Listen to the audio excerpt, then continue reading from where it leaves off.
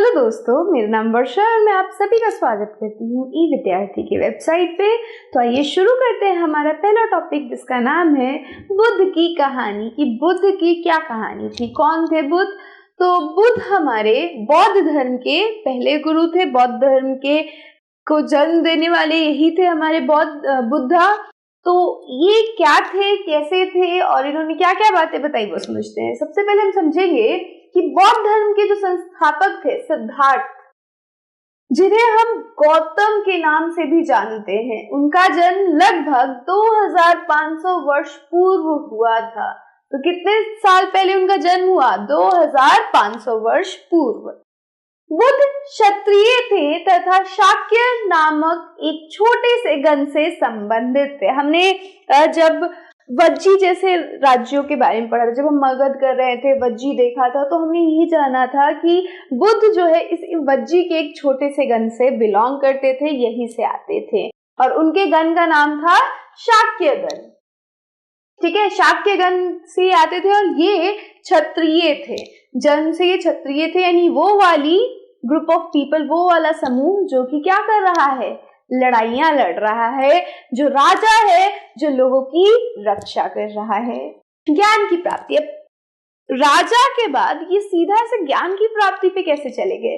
तो जब उन्होंने, हमारे बुद्ध जब छोटे थे, हमारी तरह थे, तो उन्होंने बहुत सारी चीजें देखी, बहुत सारी समाज में बुराइयां देखी और ये देखा कि हर चीज के लिए हर किसी को क्या करना पड़ रहा था, लड़ना पड़ रहा था। और ऐसा भी था कि जो पंडित थे उनसे यज्ञ करवाया जा रहा था, बड़े बड़े अनुष्ठान हो रहे थे, और जो नहीं करवा पा रहे थे वो जिंदगी उनकी कैसी थी? हाँ, बिल्कुल गरीबों वाली जिंदगी जी रहे थे। तो यही आम जनता की परेशानियों को देख के बुद्ध ने क्या कहा, बुद्ध ने जीवन की खोज सोची कि भाई आखिर जीवन में है क्या ऐसा जिसको सब ये जीवन, जिसमें सबको बहुत मजा आता है, आनंद आता है, और जिसको नहीं भी आता है वो भी ये जिंदगी जी रहा है। क्यों इस जिंदगी के अंदर इतनी पीड़ा है, इस पीड़ा को कैसे खत्म कर सकते हैं? तो ये सारे कुछ प्रश्न आए उनके मन में, और इसी वजह से उन्होंने क्या किया, उन्होंने अपने गृह का त्याग दिया, अपने घर को छोड़ दिया और चल पड़े सच्चाई, सत्य की खोज में। अब जब वो ढूंढने गए तो उन्होंने बहुत सारे लोगों से अपने इन प्रश्नों का उत्तर मांगने की कोशिश करी, लेकिन उन्हें किसी के भी उत्तर में कोई संतुष्टि प्राप्त नहीं हुई। सबके उत्तर उन्हें ऐसे लगते थे कि नहीं, ये थोड़ा बहुत मुझे नहीं समझ में आ रहा है, ऐसा उनके साथ हो रहा था। फिर उन्होंने आखिरकार बोध गया के अंदर ये निर्णय लिया कि अब मैं क्या करूंगा, मैं खुद ढूंढूंगा, मैं खुद समझूंगा। और इसके लिए उन्होंने क्या किया, बोध गया बिहार में एक पीपल के वृक्ष के नीचे उन्हें ज्ञान की प्राप्ति हुई। उन्होंने कठिन तपस्या किया, बहुत ज्यादा उन्होंने ध्यान लगाया और बहुत ज्यादा सोचने की कोशिश करी कि आखिर ये जीवन है क्या, इस जीवन में ऐसा है क्या कि सभी इसे जी रहे हैं और सभी के जीवन में इतनी परेशानियां हैं। और जब उन्हें ये सारी चीजें पता चल गई तो बुद्ध ने प्रथम उपदेश वाराणसी के निकट सारनाथ में दिया। तो यही वो जगह है जहाँ पे पहली बार हमारे बुद्ध ने उपदेश दिया, और ये वाराणसी के निकट है। तभी अंगा की माँ उसके टीचर को कह रही थी, अध्यापिका को कह रही थी कि इसको जरूर सारनाथ लेके जाइएगा, क्योंकि वाराणसी वो जा ही रहे थे, पास ही में अगर सारनाथ है तो सारनाथ भी घूम आए। इनकी मृत्यु कुशीनगर या कुशीनगर भी कहते हैं उसे, तो इनकी मृत्यु कुशीनगर में हुई थी और वहां पे इन्होंने अपने देह का त्याग कर दिया था। फिर क्या हुआ, इनकी शिक्षा आप समझते हैं। अब उनकी मृत्यु हो गई, डेथ हो गई, लेकिन उन्होंने क्या क्या चीजें सिखाई, क्या क्या चीजें हमें समझाई, वो समझते हैं। जीवन कष्टों और दुखों से भरा हुआ है, हमें ये पता है। लालसा या तृष्णा से मुक्ति का मयम आत्मा संयम है।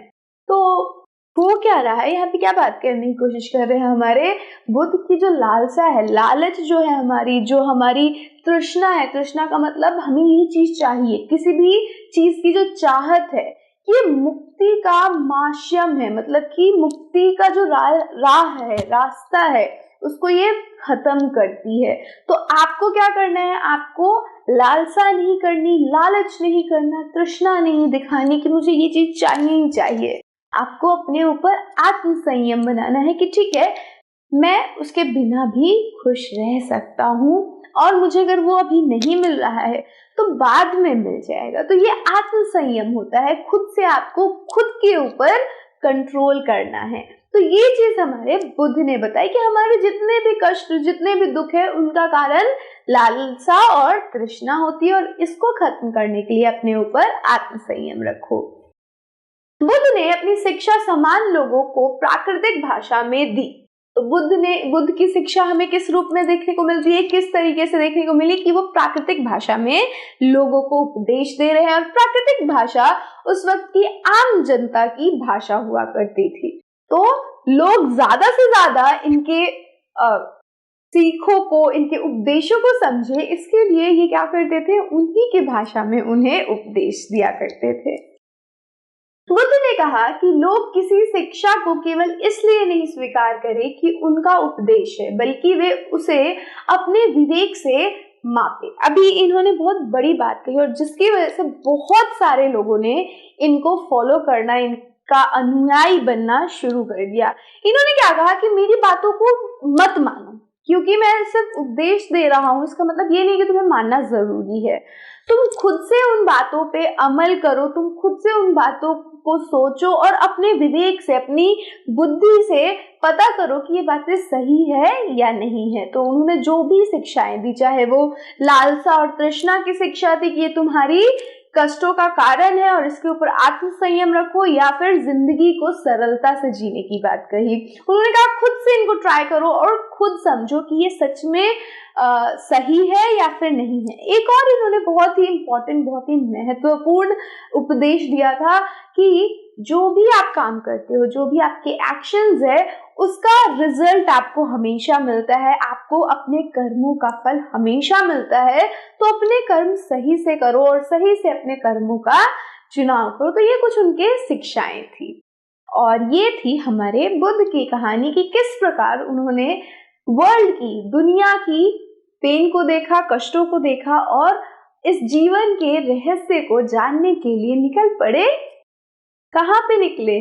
यस, निकल पड़े तपस्या पे, और अंत में उन्हें एनलाइटमेंट यानी निर्वाण प्राप्ति हुई, ज्ञान की प्राप्ति हुई। तो इसके साथ अब हम ये वीडियो यहीं पे खत्म करेंगे। नेक्स्ट वीडियो में हम बात करेंगे उपनिषदों की और समझेंगे कि उसके अंदर क्या क्या है।